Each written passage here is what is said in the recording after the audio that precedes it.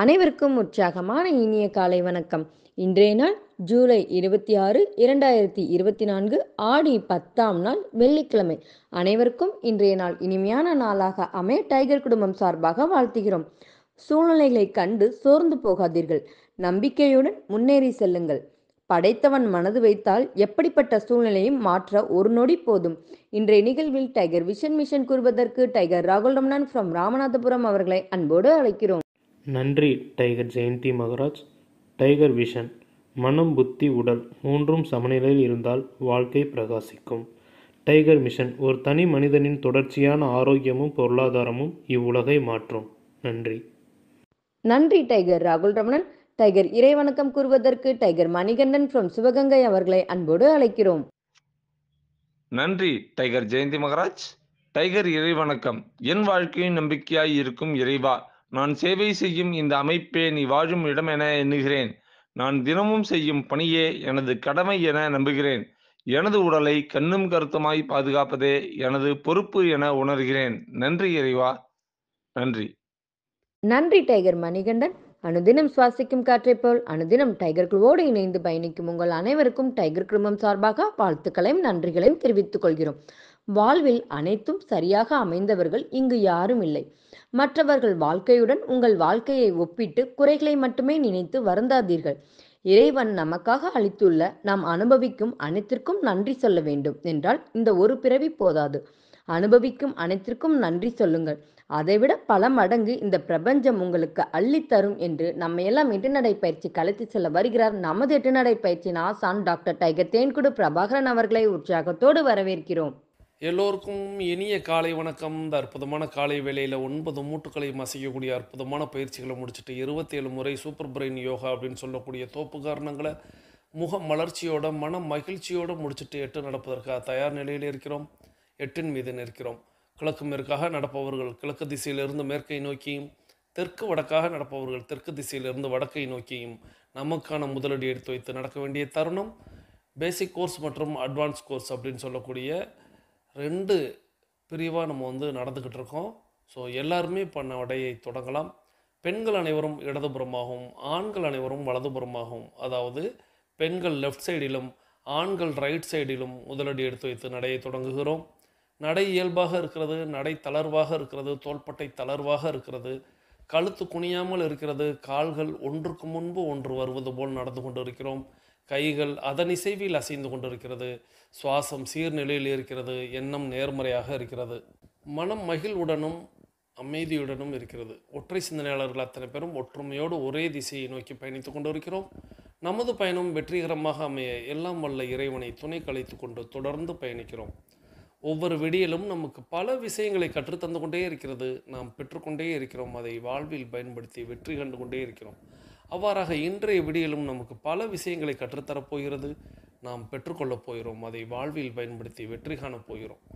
ஒவ்வொரு நாளும் நமது நடையை தொடங்கும் போது நாம் சில பல நினைவூட்டல்களை நினைவூட்டுவது வழக்கம். அவ்வாறாக இன்றைய நினைவூட்டல்கள் நம்முடைய பயிற்சிகளை, முயற்சிகளை, நிகழ்ச்சிகளை, செயல்களை தொடங்குவதற்கு முன்பாக முதலில் நாம் செய்ய வேண்டியது நமது தாயை வணங்க வேண்டும், நமது தந்தையை வணங்க வேண்டும், நமது குருமார்களை வணங்க வேண்டும், நமது இயற்கை, இறைவன், பிரபஞ்சம், நமது இஷ்ட தெய்வங்களை வணங்க வேண்டும், நமது மூதாதையர்கள், முன்னோர்களை வணங்க வேண்டும்.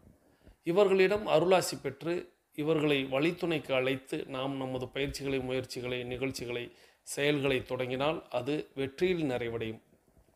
அவர்கள் நமக்கு என்றென்றும் ஒரு ஊன்றுகோலாக, ஒரு தூண்டுகோலாக நம்மோடு பயணிப்பார்கள். ஆகையால் அதில் வெற்றி கிட்டும். இதை மனதில் எண்ணி ஒவ்வொரு நாளும் நாம் தொடங்க வேண்டும். 2 டம்ளர் வெதுவெதுப்பான நீர் பருகி நமது பயிற்சிகளை தொடங்கி இருக்க வேண்டும். நமக்கு அருகில் எப்பொழுதுமே குடிநீர் இருக்கும்படியாக பார்த்து கொள்ள வேண்டும். நமது உள்ளங்கைகளை மடக்கி பார்த்திருக்க வேண்டும். விரலின் நகங்களின் வண்ணங்களை பார்த்திருக்க வேண்டும். சுவாசத்தை சோதித்து பார்த்திருக்க வேண்டும். இவையெல்லாம் அடுத்த 21 நிமிடங்களில் 42 நிமிடங்களில் எவ்வாறாக மாறுகிறது என்பதை நாம் கண்கூடாக பார்ப்பதற்காக முன்னமேயே நாம் பார்த்து வைத்திருக்க வேண்டும். நம்மை இணைத்து வைத்தவர்களுக்கு நன்றிகளையும், நாம் இணைத்து வைத்தவர்களுக்கு வாழ்த்துக்களையும் ஆசிகளையும் வழங்கியிருக்க வேண்டும். நம்மை இணைத்து வைத்த அந்த சகோதர சகோதரியும், நாம் இணைத்து வைத்த அந்த சகோதர சகோதரிகளும் அவர்களது குடும்பம் மகிழ்ச்சியோடும் ஆரோக்கியத்தோடும் செல்வ வளங்களோடும் இருப்பதற்கு எல்லாம் வல்ல இயற்கையே இறைவனே, பிரபஞ்சமே, இஷ்ட தெய்வங்களே, மூதாதையர்களே, முன்னோர்களே, அவர்களை நீங்கள் நிச்சயமாக வாழ்த்த வேண்டும், அவர்களுக்கு ஆசி வழங்க வேண்டும், அவர்கள் எண்ணியதெல்லாம் நடக்க வேண்டும், அவர்கள் கேட்டதெல்லாம் கிடைக்க வேண்டும், அவர்கள் குடும்பத்தில் மகிழ்ச்சி நிலைத்து இருக்க வேண்டும், அவர்களது குடும்பத்தில் ஆரோக்கியம் நிலைத்திருக்க வேண்டும், அவர்களுடைய தொழிலில் வளர்ச்சி இருந்து கொண்டே இருக்க வேண்டும், அவர்களுடைய பொருளாதாரத்தில் அவர்கள் முன்னேற்றத்தில் இருந்து கொண்டே இருக்க வேண்டும் என்று அவர்களுக்காக நாம் வேண்டி அவர்களுக்கு வாழ்த்து கூறி ஆசி வழங்கி பதில் நன்றியை கூறி நாம் பயணித்திருக்க வேண்டும். நமது ஆழ் மனதில் முத்தான 3 முக்கிய கேள்விகளை கேட்டிருக்க வேண்டும். முதல் கேள்வியாக, நாம் எதற்காக இப்பொழுது 8 நடைப்பயிற்சியை மேற்கொள்கிறோம்? 2வது கேள்வியாக, நாம் எதற்காக டைகர் குழுமத்தில் இணைந்து பயணிக்கிறோம்? 3வது கேள்வியாக, நாம் நமது இலக்கை நோக்கித்தான் பயணிக்கிறோமா? இந்த முக்கிய 3 கேள்விகளை ஆழ் மனதில் கேட்டு அதற்கான பதிலை நாம் பெற்றிருக்க வேண்டும். ஆழ் மனதிடம் நாம் பேச வேண்டும் என்பதை ஒவ்வொரு நாளும் நான் வலியுறுத்துவேன். அவ்வாறாக ஒவ்வொரு நாளும் நீங்கள் ஆழ் மனதிடம் கேட்டு பாருங்கள். நாம் எதற்காக இப்பொழுது 8 நடைப்பயிற்சியை மேற்கொள்கிறோம்? நமது ஆரோக்கியத்தை பெறுவதற்காக, நமது ஆரோக்கியத்தை மீட்டெடுப்பதற்காக, நமது ஆரோக்கியத்தை தக்க வைப்பதற்காக, நமது ஆரோக்கியத்தை புதுப்பிப்பதற்காக. இந்த 4ல் ஒரு கேட்டகரியில் நம்ம எல்லாருமே இருப்போம். அப்போது ஆரோக்கியம் அப்படிங்கிற ஒரு விஷயம் நமக்கு என்றென்றும் வேண்டும், நோய் எதிர்ப்பாற்றல் அப்படிங்கிற ஒரு விஷயம் நமக்கு என்றென்றும் வேண்டும். அப்படிங்கிறதுக்காக நாம் ஒவ்வொரு நாளும் 8 நடைப்பயிற்சியை மேற்கொள்கிறோம். நாம் ஏன் டைகர் குழுமத்தோடு இணைந்து பயணிக்கிறோம் அப்படிங்கிற அந்த கேள்விக்கு நம்ம எப்பொழுதுமே டைகர் குழுமம் எப்படி தொடங்கப்பட்டது, எத்தனை பேரால் அது நடத்தப்படுகிறது, எத்தனை நாட்களாக நடத்தப்படுகிறது, ஏன் நடத்தப்படுகிறது, கட்டணமின்றி நடத்தப்படுவது எப்படி, பிரபஞ்ச அறக்கட்டளை என்றால் என்ன, இப்படி பல்வேறு உங்களுடைய எண்ண ஓட்டம் அவைகளில் போய் உங்களுக்கு நானோ, ஃபேமிலி டீம் உறுப்பினர்களோ அல்லது கோஆர்டினேட்டர்களோ, கேப்டன்களோ, வைஸ் கேப்டன்களோ உங்களுடைய முகத்திற்கு முன்பாக உங்களுடைய அகக்கண்ணில் அவை எப்படி செயல்படுகிறது, ஏன் செயல்படுகிறது, எதற்காக செயல்படுகிறது, அதனால் நமக்கு என்ன பலன், இதனால் அவர்களுக்கு என்ன பலன், இப்படி உங்களுக்கு பல்வேறு துணை கேள்விகள் பிறக்கும். இந்த துணை கேள்விகளை எல்லாம் நீங்கள் விடை தேடுங்கள். அந்த விடை உங்களுடைய ஆழ் மனதில் தான் கிடைக்கும். அதை நீங்கள் வாங்கி கொண்டீர்கள் என்றால் நீங்கள் தொடர்ந்து பயணிப்பீர்கள். அதன் பிறகு நாம் 3வது கேள்வியாக, நாம் நமது இலக்கை நோக்கித்தான் பயணிக்கிறோமா அப்படிங்கிற அந்த கேள்வியை வைப்போம். இந்த கேள்வியும் கண்டிப்பாக எல்லோரும் ஆழ் மனதில் கேட்க வேண்டும். இலக்கை நோக்கிய பயணம் வெற்றியை தரும் என்பதை நாம் எல்லோருமே உணர்வோம், அறிந்திருப்போம். நம்முடைய மூதாதையர்களும் முன்னோர்களும் நமக்கு அதை வழங்கி சென்று இருக்கிறார்கள். இலக்கு எது என்பதை நமக்கு நினைவில் கொண்டு வர வேண்டும். அந்த இலக்கை நோக்கி நாம் ஒவ்வொரு நாளும் அடியை எடுத்து வைக்க வேண்டும்.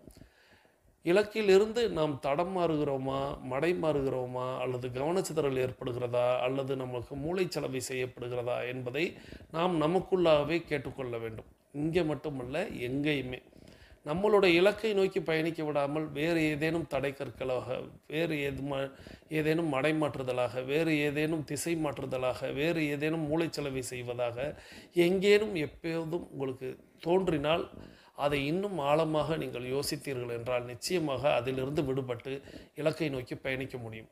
அனைவரும் அனைவரது இலக்குகளையும் அடைவதற்கு எல்லாம் வல்ல இயற்கை இறைவன் பிரபஞ்சத்தை வேண்டிக்கிட்டு நம்ம தொடர்ந்து பயணிக்கிறோம். தொடர்ந்து இன்னொரு விஷயத்தை உங்களோடு நான் பகிரணும் அப்படின்னு ஆசைப்பட்றேன். என்ன அப்படின்னா, நேற்றைக்கு முந்தைய நாள்னு நினைக்கிறேன், நான் உங்கள் எல்லாரையுமே உங்களுடைய விசுவலைசேஷன் டைம் எது அப்படிங்கிற ஒரு கேள்வி கேட்டிருந்தேன். எல்லாருமே உங்களுடைய டயத்தை சொல்லியிருந்தீங்க. அதே போல் நீங்கள் பிரபஞ்சத்திட்ட கேட்டு உங்களுக்கு கிடைத்தது எத்தனை இருக்கும் அப்படின்னு கேட்டிருந்தேன். நிறைய பேர் எண்ணில் அடங்காதது அல்லது எண்ணிக்கையிலும் கொஞ்சம் 10, 20, 30, 40, 50 அந்த மாதிரி எண்ணிக்கையில் சொல்லியிருந்தீங்க. அந்த கமெண்ட்டை மட்டும் நீங்கள் மீண்டும் வாய்ப்பு இருந்தால் நேற்றைக்கு முந்தைய நாள் கமெண்ட்டு நீங்கள் கிளிக் பண்ணி பாருங்கள். எல்லாருடைய கமெண்ட்டையும் எல்லாருமே படிங்க. அதில் ஒரு சூட்சமம் இருப்பதை என்னால் உணர முடிந்தது. என்ன அப்படின்னா, யாரெல்லாம் விடிகாலையில் விடிவதற்குள்ளாக அவங்களுடைய விஷுவலைசேஷனை பிரபஞ்சத்திடம் வைக்கிறாங்களோ அவங்களுக்கெல்லாம் பிரபஞ்சம் அப்படிங்கிறது எண்ணில் அடங்காததை அள்ளி கொடுத்துருக்கிறது அப்படிங்கிறது கண்கூடாக எனக்கு தெரிந்தது. யாரெல்லாம் தங்களுடைய மனப்பட காட்சி அப்படின்னு சொல்லக்கூடிய விஷுவலைசேஷனை, அந்த கடவுள் வரக்கூடிய நேரத்தை யாரெல்லாம் விடிகாலை பொழுதில் வச்சுருக்கிறாங்களோ அவர்களுக்கெல்லாம் அவர்கள் சொன்ன பதில் அப்படிங்கிறது எண்ணில் அடங்காதது. நிறைய கேட்டிருக்கேன், நிறைய கிடச்சிருக்கு, பிரபஞ்சம் எனக்கு அள்ளி அள்ளி கொடுத்துக்கிட்டு இருக்கு அப்படிங்கிற மாதிரியும், யாரெல்லாம் விடிந்த பிறகு, அதாவது சூரியன் வந்த பிறகு விசுவலைசேஷன் டைம் செய்கிறாங்களோ அவங்களெல்லாம் எண்ணிக்கை அப்படிங்கிறது 1, 2, 3, 5 அதுக்கு மேலே இல்லை. இதை நீங்களே உங்களுடைய பார்வைக்கு காக்கும் கடவுளை காக்க வைக்கலாமான்னு ஒரு தலைப்பு வச்சுருந்தோம் அல்லவா, நேற்றைக்கு முந்தைய தினம். அந்த தலைப்பை நீங்கள் மீண்டும் கிளிக் பண்ணி கமெண்ட் பகுதியை கிளிக் பண்ணி நீங்கள் பார்த்தீங்க அப்படின்னா இந்த விஷயம் உங்களுக்கு புரிபடும். ஏன் இதை சொல்கிறேன் அப்படின்னா, யாரெல்லாம் விடிகாலை பொழுதில் சூரிய உதயத்திற்கு முன்பாக யாரெல்லாம் விஷுவல் பண்ணுறாங்களோ அவர்களுக்கெல்லாம் நினச்சதெல்லாம் நடக்குதுன்னு அவங்களே பதில் சொல்லியிருக்காங்க. நிறைய கிடச்சிருக்கு அப்படிங்கிற பதிலை அவங்க நமக்கு கொடுத்துருக்குறாங்க.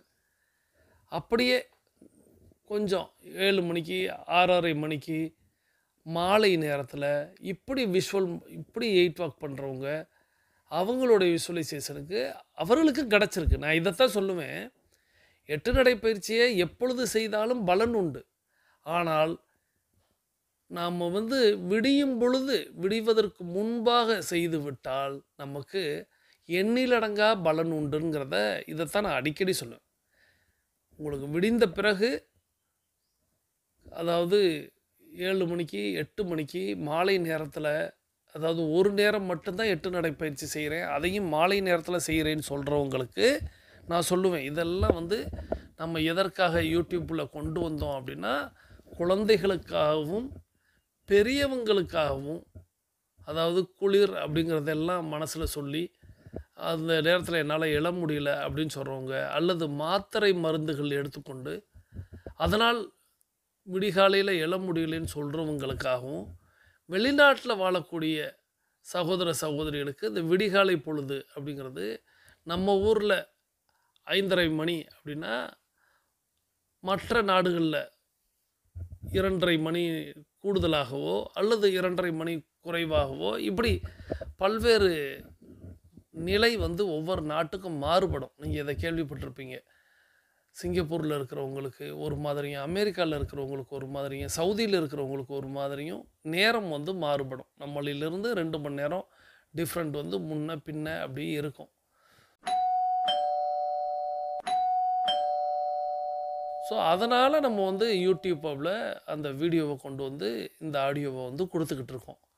ஆனால் இதை வசதியாக எண்ணிக்கொண்டு, இதை வசதியாக ஏற்றுக்கொண்டு விடிகாலையில் நடந்தவங்க கூட இப்போது கொஞ்சம் மாற்றி நடக்கிறீங்க. உங்களுடைய பதிலில் எனக்கு தெரிய வந்தது.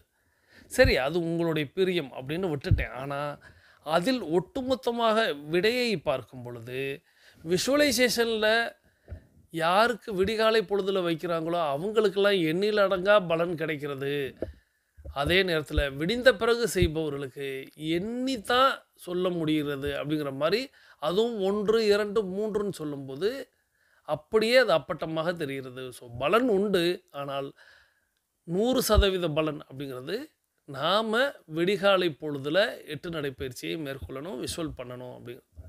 ஏன் அப்படின்னா இந்த நேரத்தை சொல்லுவாங்க பிரம்ம முகூர்த்தம் அப்படின்னு சொல்லுவாங்க. இந்த பிரம்ம முகூர்த்தம் அப்படிங்கிறது ஒவ்வொருத்தவங்களும் ஒவ்வொரு காலநிலையை குறிப்பிட்டு சொல்லிக்கிட்டே இருப்பாங்க. 3 மணியிலிருந்தே ஆரம்பித்து விடுகிறதுன்னு சொல்லுவாங்க, 4 மணி 4:30 அப்படின்னு. ரொம்ப ரொம்ப சிம்பிளாக நாம் புரிந்து கொள்ள வேண்டியது 4:30 மணி அப்படிங்கிறது தான்.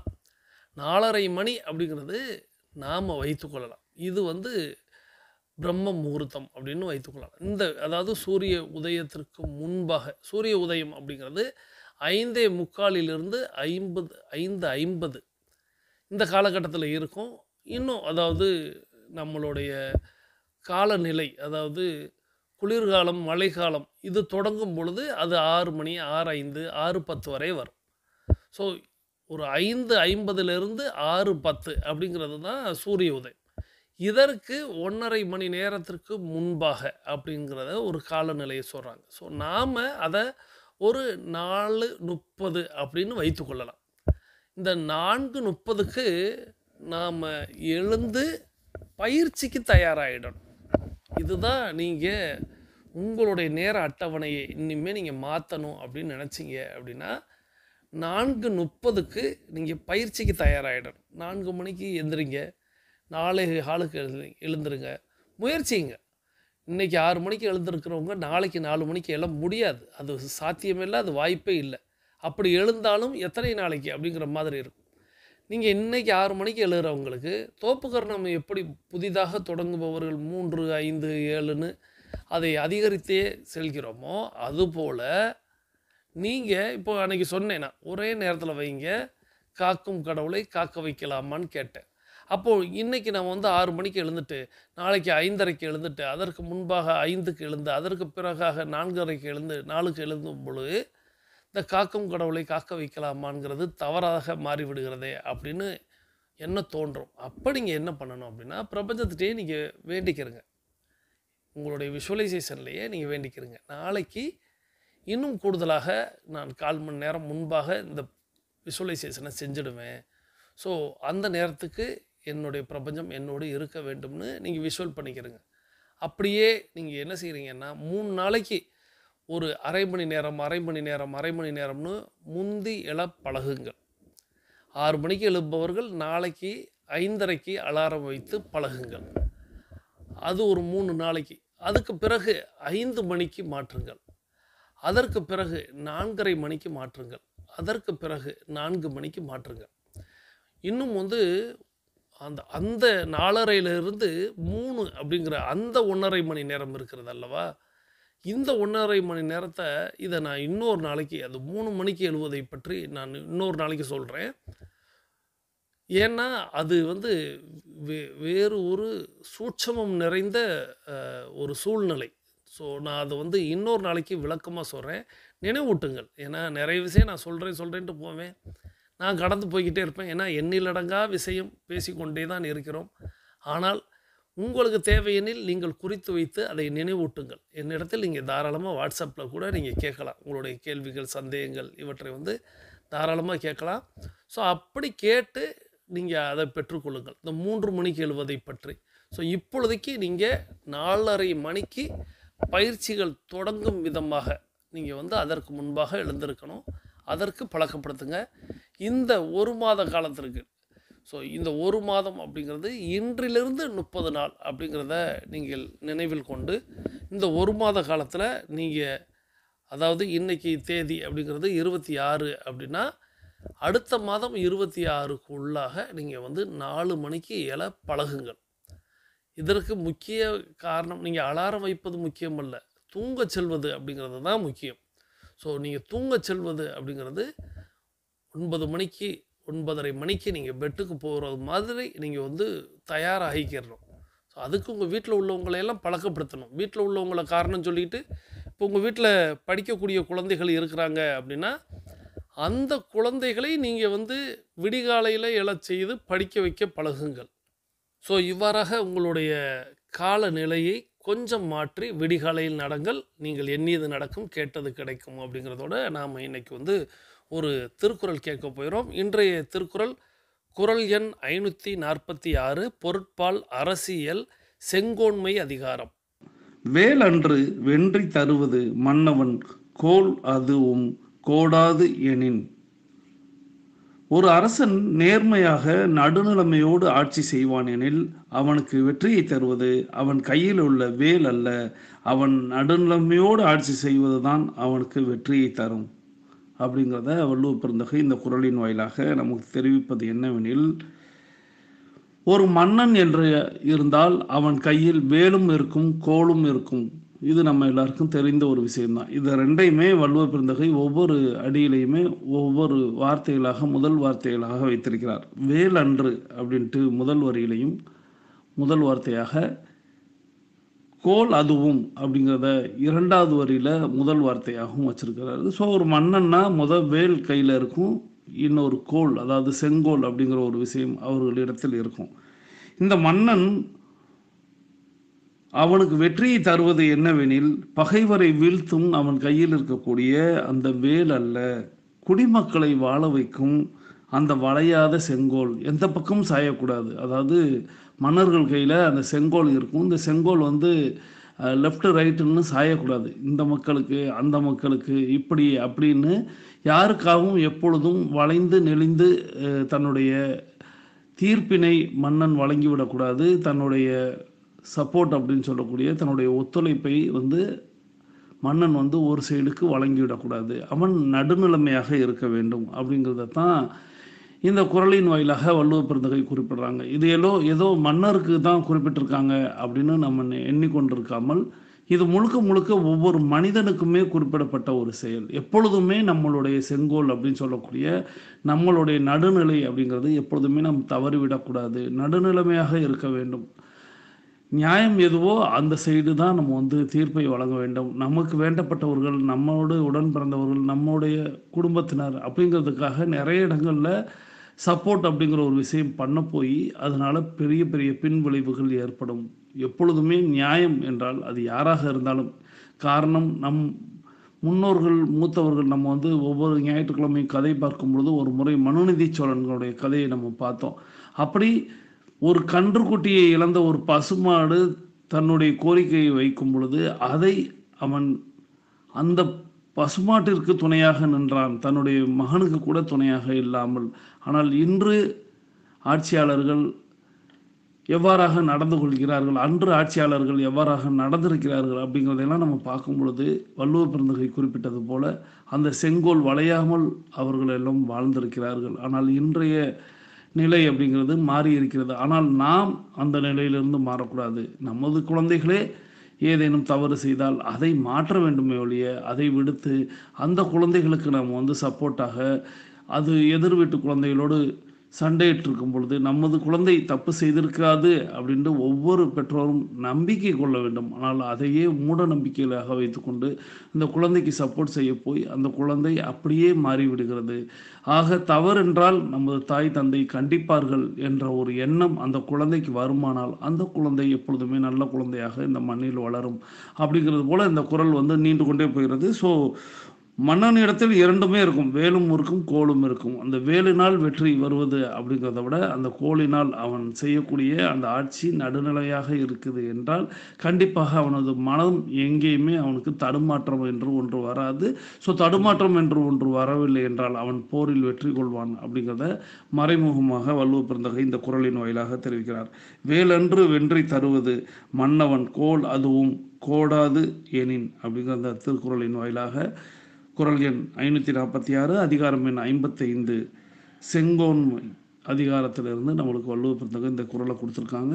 இந்த அற்புதமான திருக்குறளை நமக்கு படைத்த வள்ளுவ பெருந்தகைக்கு நமது மானசீக நன்றிகளை தெரிவித்துக் கொண்டு நம்மளுடைய 8 நடையின் 21 நிமிடம் அப்படிங்கிறது நிறைவுக்கு வருகிறது. பேசிக் கோர்ஸில் இருக்கக்கூடியவங்களும் அட்வான்ஸ் கோர்ஸில் இருக்கக்கூடியவங்களுக்கும் இந்த 21 நிமிடம் அப்படிங்கிறது அதிமுக்கியமானது என்பதை நாம் அறிவோம். இப்போ வாங்க நம்ம எல்லாரும் தொடங்கின திசைக்கு வந்து விடலாம். கிழக்கு மேற்காக தொடங்கியவர்கள் கிழக்கு திசையிலும், தெற்கு வடக்காக தொடங்கியவர்கள் தெற்கு திசைக்கும் வந்து விடுகிறோம். நமது உள்ளங்கைகளை மடக்கி பார்க்கிறோம், இறுக்கமாக இருக்கிறது. விரலின் நகங்களின் வண்ணங்களை பார்க்கிறோம், சிவப்பு வண்ணத்தில் மாறி இருக்கிறது. சுவாசத்தை சோதித்து பார்க்கிறோம், 2வது நாசிலும் சூப்பராக சுவாசம் வரக்கூடிய இந்த வேளையில் நமக்கு அருகில் இருக்கக்கூடிய குடிநீரை எடுத்து நிறுத்தி நிதானித்து ரசித்து ருசித்து பருகிக்கொள்ளலாம். தண்ணீர் பருகுதல் என்பது ஒரு கலை என்பதை நாம் அறிவோம். தண்ணீர் பருகும் பொழுது உங்களுடைய கவனத்தை நீரில் வைக்க வேண்டும், நீரின் சுவையில் வைக்க வேண்டும், நீரின் தன்மையில் வைக்க வேண்டும். நீர் இறங்குவதை நீங்கள் உணர வேண்டும். ஸோ 2 வாய் நீரை தான் அதை 3 வாயாக 6 முறை பருக போகிறோம். ஸோ 2 வாய் நீரை 6 முறை பருகணும். ஸோ இந்த இடத்துல நம்ம நடை தொடங்குறதுக்கு முன்னாடி, பயிற்சி தொடங்குறதுக்கு முன்னாடி தான் 2 டம்ளர் நீர். இந்த இடத்துல 2 வாய் நீர் தான். அதை நினைவில் கொண்டு தண்ணீர் பருகி முடிச்சிருப்பீங்கிற நம்பிக்கையோடு இப்போ உங்களுக்கு அருகில் இருக்கக்கூடிய மொபைல் ஃபோனை கையில் எடுங்க, கமெண்ட் பண்ண போகிறோம். இன்றைக்கி நம்ம என்ன கருத்து பதிவிட போகிறோம் அப்படின்னா, தற்பொழுது வரை தாங்கள் தூங்கி எழக்கூடிய நேரம் எது? தற்பொழுது வரை தாங்கள் தூங்கி எழக்கூடிய நேரம் எது? நாளையிலிருந்து தாங்கள் எந்த நேரத்தில் எழ முயற்சி செய்ய முடிவு எடுத்திருக்கிறீர்கள்? இது 2வது கேள்வி. நாளையிலிருந்து நீங்கள் எந்த நேரத்தில் எழ முடிவு எடுத்திருக்கிறீர்கள்?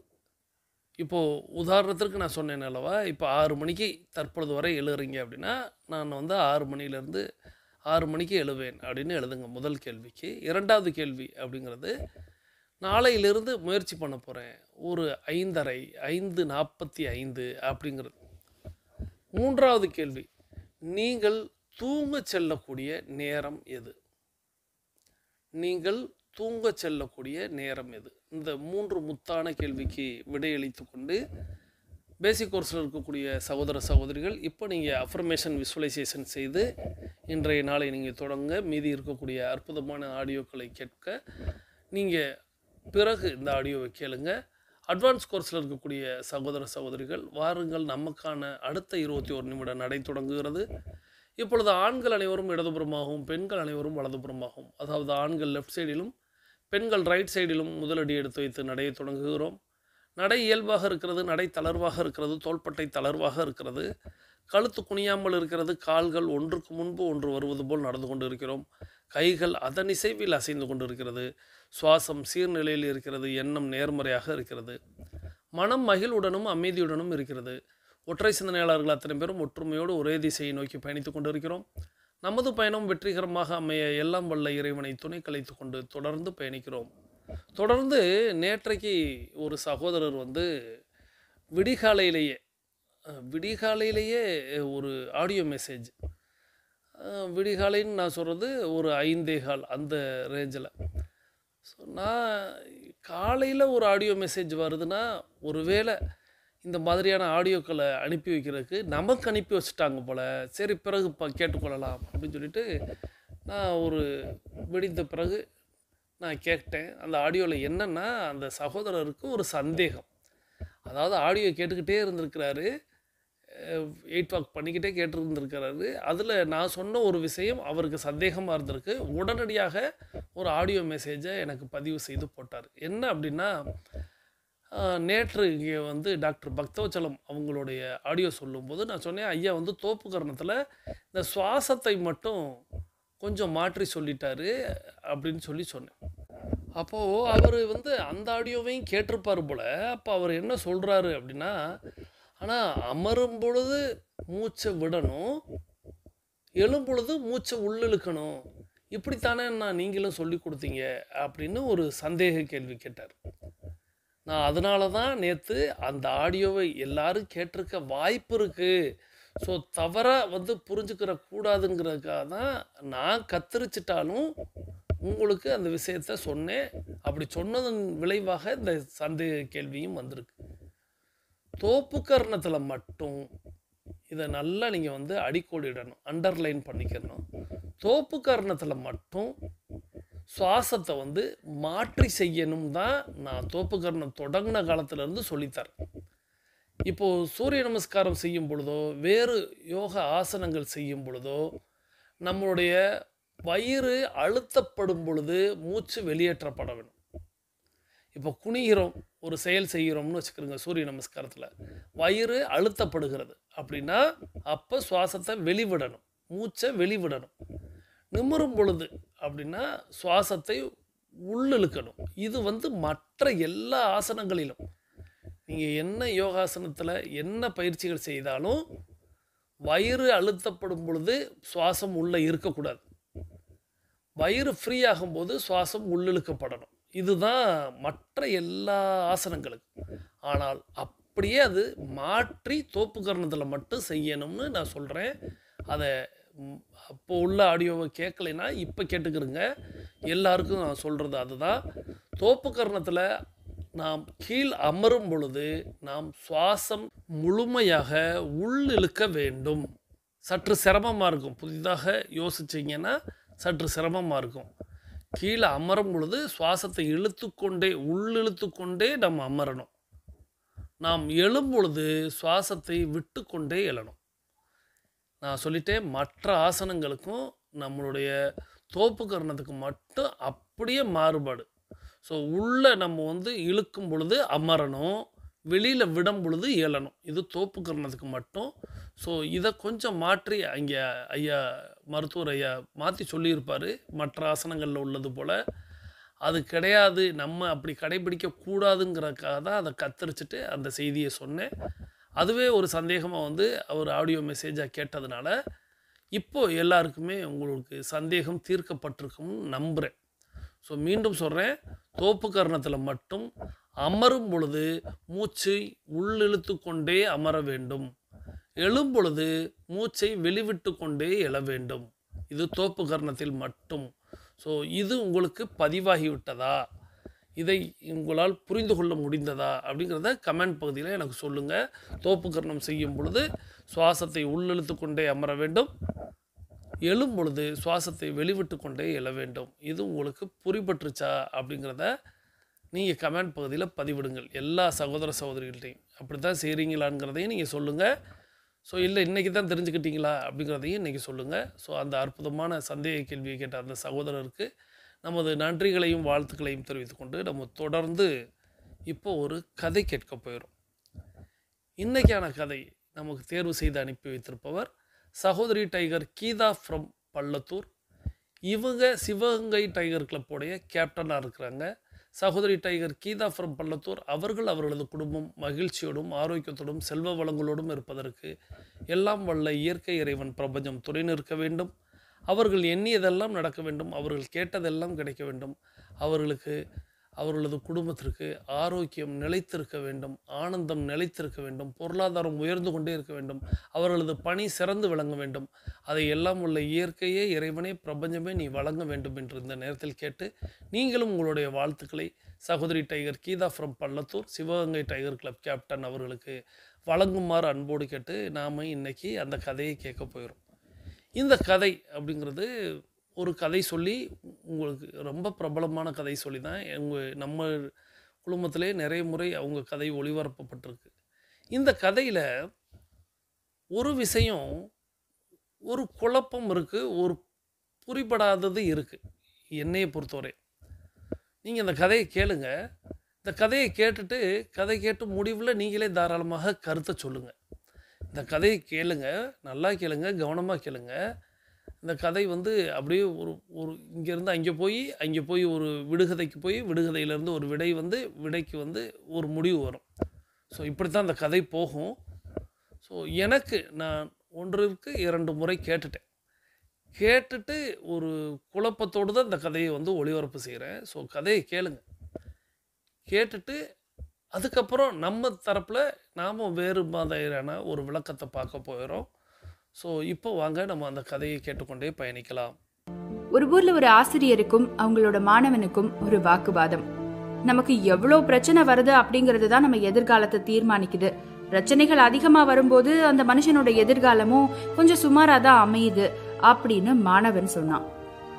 நீ சொல்ற மாதிரி எல்லாம் கிடையாது, அந்த பிரச்சனையை நம்ம எப்படி கையாளுறோங்கிறதுல தான் நம்ம எதிர்காலமே இருக்கு அப்படின்னு ஆசிரியர் சொன்னாங்க.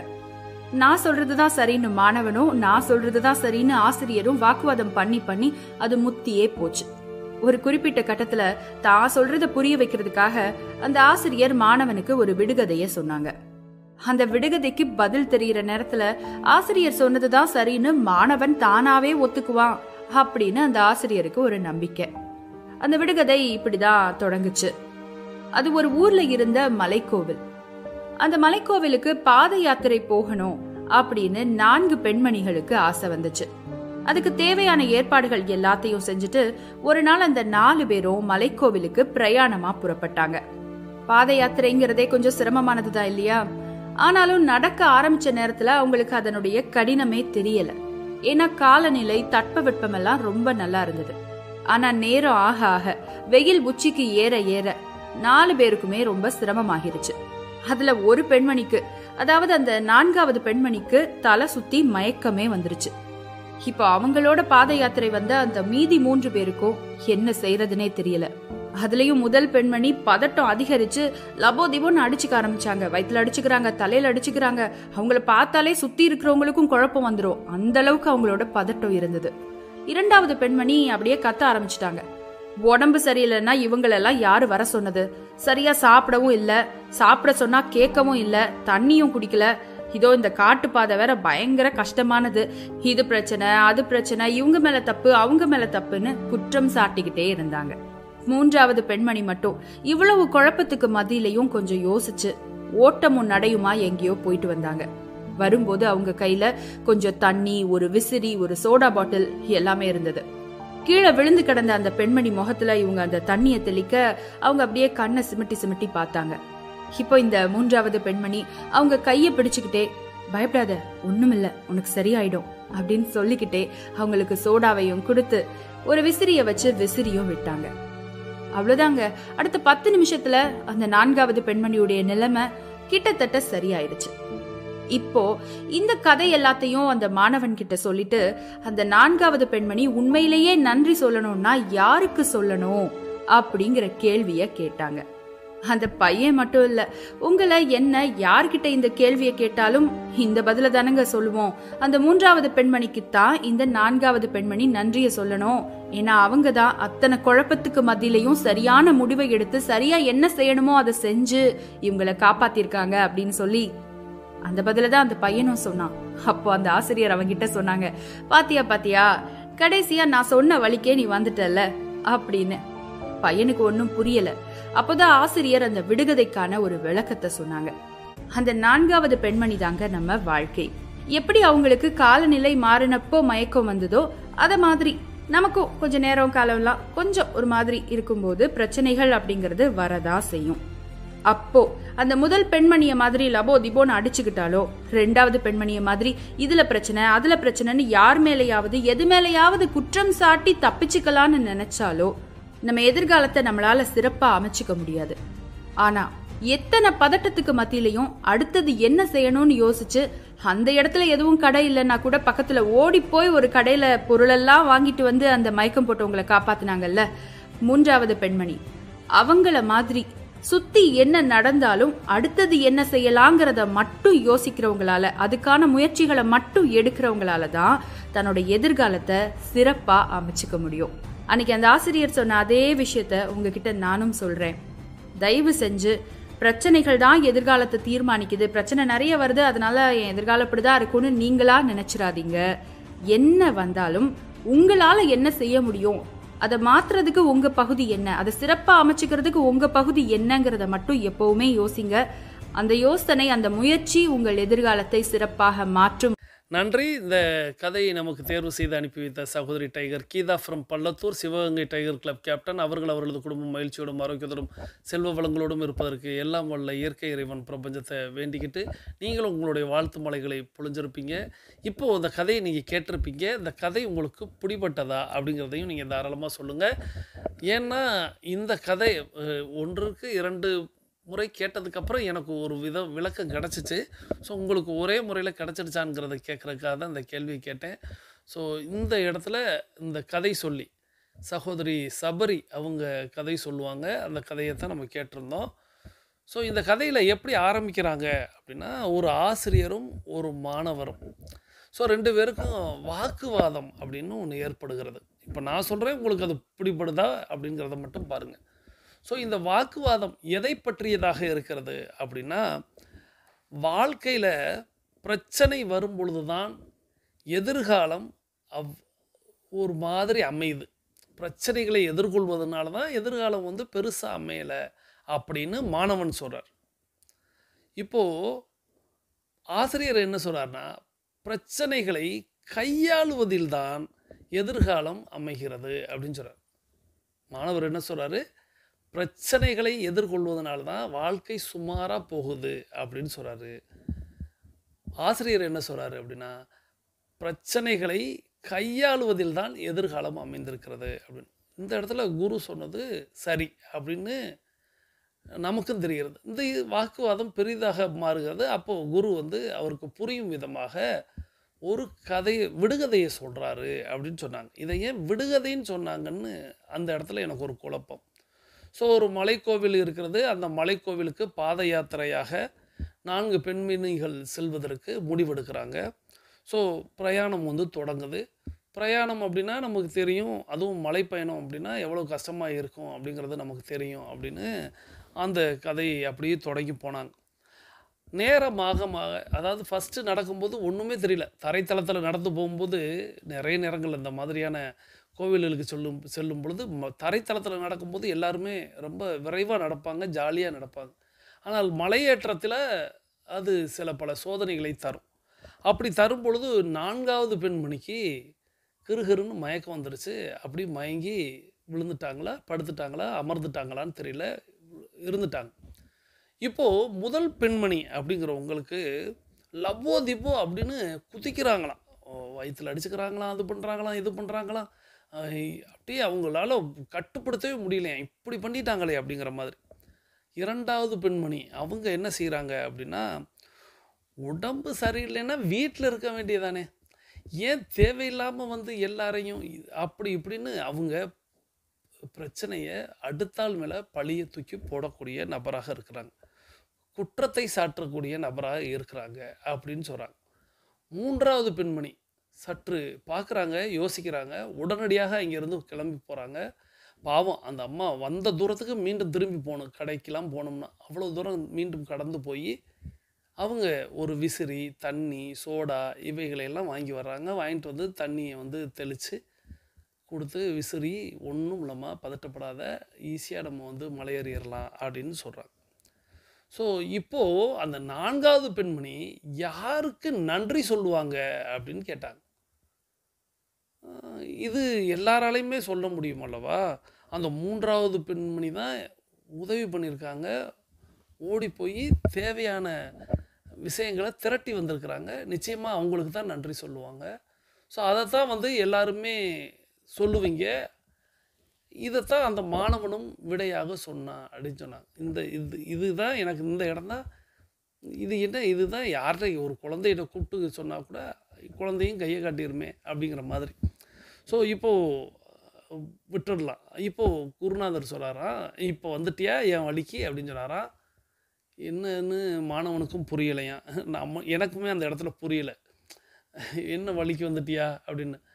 இப்போது குருநாதர் இப்போ தான் எடுத்து சொல்கிறாரா, அந்த நான்காவது பெண்மணி தான் வாழ்க்கை அப்படின்னு சொன்னாங்க. ஸோ நான்காவது பெண்மணி தான் வாழ்க்கை. ஸோ காலநிலை மாறும் பொழுது, சூழ்நிலை மாறும் பொழுது எல்லாருக்குள்ளும் ஒரு தடுமாற்றம் ஏற்படும். இப்படி தான் அந்த கதையை நான் சொல்கிறேன். காலநிலை மாறும் பொழுது, சூழ்நிலை மாறும் பொழுது எல்லாருக்குள்ளும் ஒரே மாதிரி இருக்க போகிறதில்ல. வாழ்க்கையில் ஒரு ஏற்றம், இறக்கம், தடுமாற்றம், தூக்கிவிடல், எழுதல் அப்படின்னு எதையும் ஒன்று நடந்துக்கிட்டே இருக்கும். அதை எதிர்கொள்வதற்கு தயாராக இருக்கணும். வாட் நெக்ஸ்ட் அப்படிங்கிறது மைண்டில் இருந்துக்கிட்டே இருக்கணும். விழுந்த இடத்துலையே இருந்து யோசித்து கொண்டிருக்கக்கூடாது. விழுந்துட்டாலும் எழுந்துடணும். எழுந்துட்டு அடுத்து என்ன, வாட் நெக்ஸ்ட் அப்படின்னு முடிவெடுக்கணும். அந்த முதல் 2 பெண்மணிகள் போல லப்போதிபோன் குதிச்சு இப்படி ஆயிடுச்சு, அப்படி ஆயிடுச்சு, என்னால் அப்படின்னு சொல்லிக்கிட்டு இருக்காமல், ரெண்டாவது பெண்மணி மாதிரி அதுதான் காரணம், இவன் தான் காரணம், இப்படி தான் காரணம், நான் பொறுப்பே இல்லை அப்படின்னு சொல்லாமல், முதல் நபர் வந்து தன்னைத்தானே குறை சொல்லிக்கிறவங்க. லப்போதிபோன் குதிச்சு எனக்கு மட்டும் இப்படி ஆகுது, ஏன் இப்படி ஆண்டவா சோதனை பண்ணுறேன், ஏன் இப்படி பண்ணுறேன்னு கேட்கக்கூடிய நபர்கள். இரண்டாவது பெண்மணியாக இருக்கக்கூடியவங்க பிறரை குற்றம் சொல்லக்கூடியவங்க. ஆனால் மூன்றாவது பெண்மணியாக இருக்கக்கூடிய அந்த ஒரு தன்மை தான் நமக்கு வேணும். எது, வாட் நெக்ஸ்ட், அடுத்து என்ன செய்யணும், விழுந்தாச்சு, விழுந்தவங்களுக்கு என்ன ட்ரீட்மெண்ட், ஸோ அவங்களை காப்பாற்றுவதற்கு என்ன அப்படின்னு முடிவெடுத்து அந்த சகோதரி வந்து நீர், விசிறி, சோடா இந்த மாதிரியான பொருட்களை எல்லாம் கொண்டு வந்து அடுத்த ஆறுதல் வார்த்தை, ஒன்றும் இல்லை அந்த தான் இருக்குது, வா போயிடலாம், நான் இருக்கேன், நான் கூட்டிகிட்டு போகிறேன்னு அந்த ஆறுதல் வார்த்தை. ஸோ இதுதான் எதிர்காலத்தை எதிர்கொள்வதற்கான வழி அப்படின்னு இந்த கதையில் இதை தான் சொல்ல வந்திருக்காங்க. பட் அப்படி இப்படின்னு சொல்லியிருக்காங்க. இப்போ நான் சொன்னது உங்களுக்கு ஏற்புடையதாக இருக்கிறதா அப்படின்ட்டும் முடிவுலையும் சகோதரி அப்படி தான் சொல்லியிருந்தாங்க. ஸோ மூன்றாவது பெண்மணி போல தான் நம்ம வந்து எதிர்கொள்ளணும், எதிர்கொண்டு எதையும் வந்து எதற்கும் தயாராக இருக்கணும் அப்படிங்கிற மாதிரி சொல்லியிருந்தாங்க.